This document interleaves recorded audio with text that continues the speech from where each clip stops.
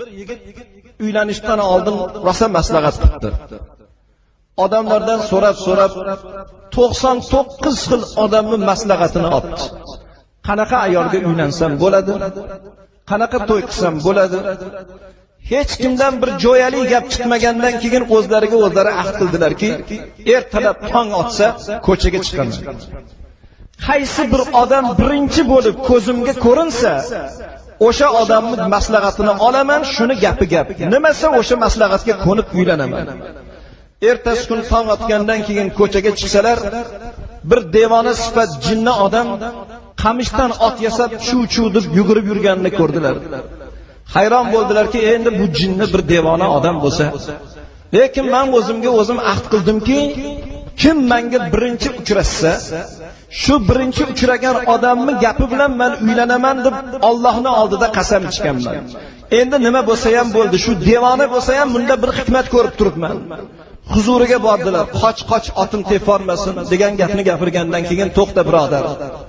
Meni bir maslahatim bor. Men umr savdosi, hayotga, mustaqil hayotga qadam qo'ymoqchiman. 99 xil odamning gapini oldim. Hech qaysidan bir jo'yali gap topolmadim. Uylanmoqchiman. Qanaqa ayolga uylansam bo'ladi? Shunda haligi devona sifat odam ayollarning birodar toifasi ko'p. Birinchi toifa ayolga uylansang bu foydali.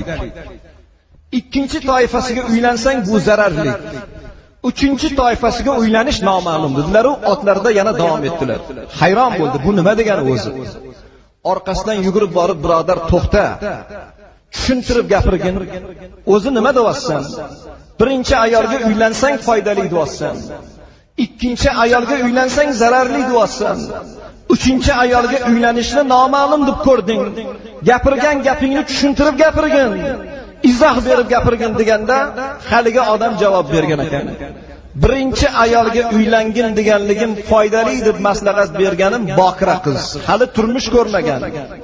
Ko'z ochib ko'rgan, go'shangaga kirganda seni ko'rib, seni bilgan. Qalbi senga moyil, vujudi senga moyil. Nima desang o'shanga ko'nib, birinchi nikoh kechasida seni bilgan, seni ko'rgan, boshqa bir turmush ko'rmagan bokira qiz seni foydang. Ya'ni bu hali turmush ko'rmagan. Ikkinchisi zararing deganligim, turmush ko'rib, eri o'lib, tul qolgan ayolga uylanish bu zararliging yo foydang. Zararli bo'ladigan holat, agar oldingi eridan yaxshi bir xulq egasi bo'lsang, seni turmushingga ko'nib ketadi. Agar oldingi yerdagi mulozamat qila olmasang, topish tutishmi, ro'zg'ormi, boshqa jihatda oldingi yerda hali ham ko'ngil bo'ladi. O'tgan erini qumsab yig'lab kunlarni o'tkazadi. Nima bo'lsa ham birinchi ko'rgan erim yaxshi edi degan gapni ta'na malomat qilib yuzingga yetadi.